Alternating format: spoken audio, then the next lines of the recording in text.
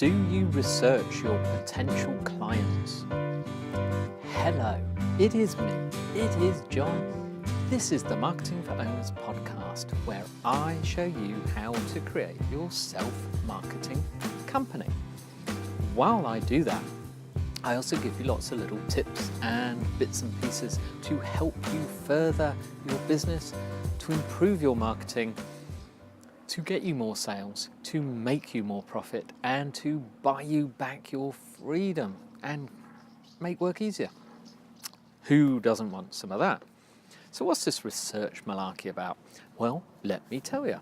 This is the reason I ask is as simple as that.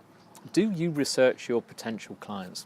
So what I mean is, if you are going to see a sales prospect, if you are going to an event where you expect to meet people, do you research them in advance before you talk to someone on the phone? If you've scheduled something or someone's booked a call with you or something like that, how much time do you spend researching them? And the reason you should is because A, you can, and B, they're doing it to you. Let's start with the fact that you can. This is 2016, okay? It is the summer, it's the middle of the year, things are moving along pretty quick. We have social media, but we also have information galore at our fingertips. We never had this before, so you have to take advantage of it. So, if you're going to meet someone, the first place you should start is LinkedIn.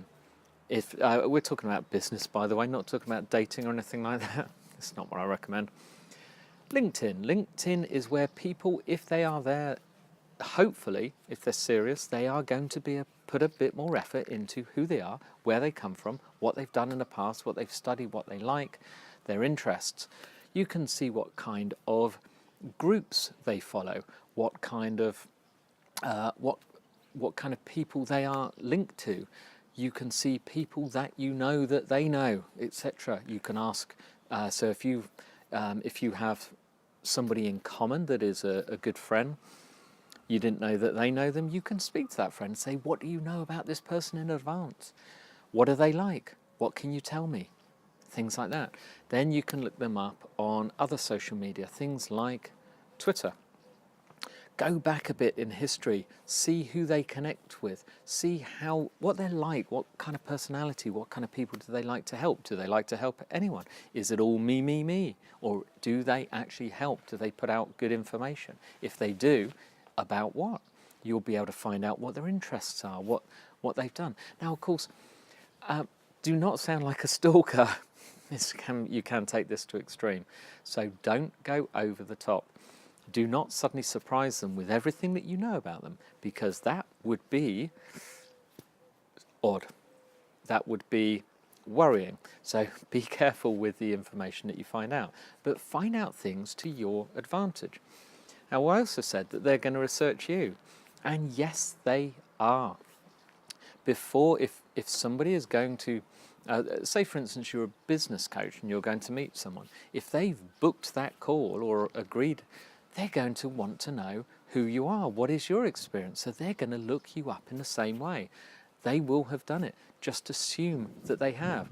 You need an effective online profile.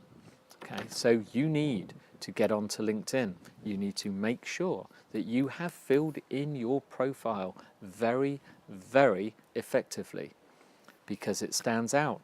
If you haven't bothered, if you're not interested, they're going to look you up on Facebook. They're going to look you up on Twitter. And when they look you up, they don't want to see a picture of you drunk with your friends on holiday. They don't want to see pictures of you messing about.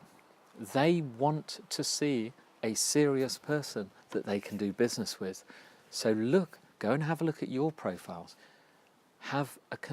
Consider what people see when they look at it. Try and have an independent view. Get a friend or a colleague to look at your profiles with you. Now, don't worry, those friends have probably already seen it. They can look at any time, but sit there and say, what do you think of this? Is there anything I could improve? Is there anything that doesn't make me look so businesslike? You should really be separating your business and your personal life. If you are a serious person and using social media, be very, very, very careful what you say. Try and avoid religious discussion. Try and avoid political discussion. Try and avoid the subject of going out, getting drunk with your friends. Try and avoid the subject of sex, things like that. Now, of course, if you are controversial and want to polarize your audience, go on, knock yourself out, talk about those sort of things. You are going to absolutely polarize some, but others are going to love you. I don't personally think that is the way to go in the long term, as you can see with people like Donald Trump. It does work. However, is that going to work in the long term? There are other people who have done this in the past. When they've changed and come more into the mainstream, they've been more successful. But this is the thing, research, look stuff up. You can research businesses, you can research people, you can research locations. There is no excuse. Please don't be lazy. Make the most of the tools because people are doing it to you. Best be prepared. Remember the old scouts? Dib, dib, dib. Be prepared. All that kind of stuff. I wasn't a scout, so if I'm getting that wrong, I apologise to all scouts, including the Right Honourable Bear Grylls, who's apparently a head scout. That's it. Just a suggestion. Practice it. Try. And by the way, make notes. Don't just look it up and then forget it. Today is a Thursday. It is time for a Drive Time podcast. Now this is great. I love it. There's not enough opportunities for women, but online and in modern business, if people who are entrepreneurs doing their own thing can really go for it and become very, very successful. And anything that showcases entrepreneurial women and what women can do to encourage others, I think is a fantastic thing. Personally, my fire safety business is run by a woman, Sue. The real brains behind keeping everything together here at Marketing for Owners is Jennifer. Honestly, fantastic. I'm all for it, and any businesses that discount women or pay them less or anything, should be shut down and replaced. But so today, the podcast is called Girlboss Radio. I think the website is just girlboss.com, and it's from a lovely lady called Sophia Amoruso. She has wonderful guests. They're great, and she must have some great contacts because she's had Charlize Theron on. You know, the actress, Mad Max, etc., and many other things. She does great work. She's also had Courtney Love, the singer, or whatever, on. But she's had Alexa von Tobel, all sorts of fantastic guests.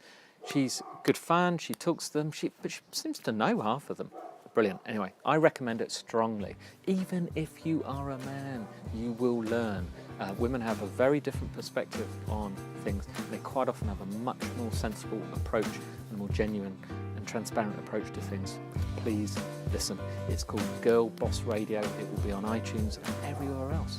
Okay. Now, tomorrow is a second episode of our Ones to Watch interview series, and we have the fabulous Fabienne Raphael.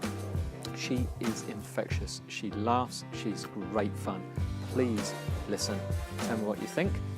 I thought she was fantastic, and I told her so afterwards. I shall be back with some more tips on Monday.